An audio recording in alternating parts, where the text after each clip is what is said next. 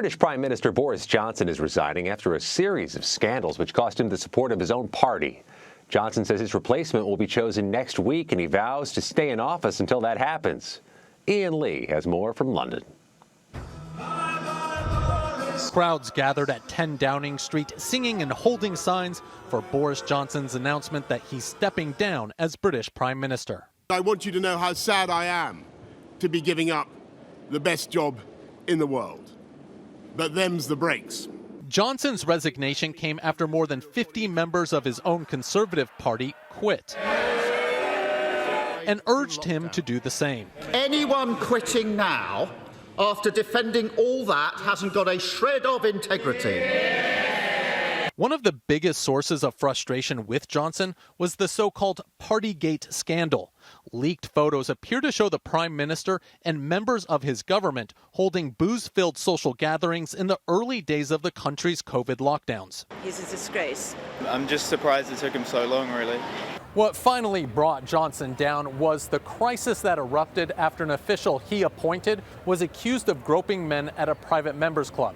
After first denying he knew of previous sexual misconduct complaints against Chris Pincher, Johnson had to apologize and admit he had been briefed before. In hindsight, it was the wrong thing to do. I apologize to everybody who's been badly affected. Thursday, Johnson expressed some remorse he didn't complete everything he set out to do when he swept to power in 2019. Of course, it's painful not to be able to see through so many ideas and projects myself. He says he'll remain in office until a new prime minister is chosen.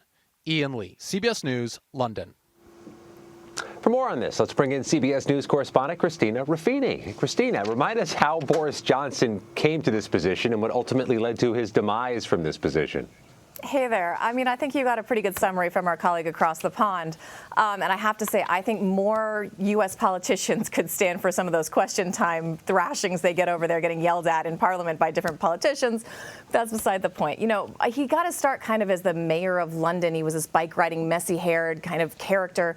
Then he was really prominent in the Brexit motion. He was like one of the chief Brexiteer supporters. And then he got elected as an MP. Eventually, he went on to be the head of the Conservative Party. And then in 2019, he had this kind of record-breaking election where the Conservative Party won more seats than they had since the 1980s. So Boris Johnson, for all his controversies, and he's always been a little bit of a controversial figure, he's always had a bit of a loose relationship with the truth, but he was seen as a vote getter, so he maintained support. However, as was mentioned, it wasn't necessarily the scandals that ultimately got him, but it was the lying about knowing about the scandals. Look, you had those COVID controversies. What seems to have been the last straw for many of his colleagues was this politician he appointed saying he didn't know that he had this history of sexual harassment allegations against him. That turned out not to be true. He did know, so that seems to be the impetus to a lot of his colleagues resigning their posts. And, you know, as he said today, them's the breaks, and that's how we got here.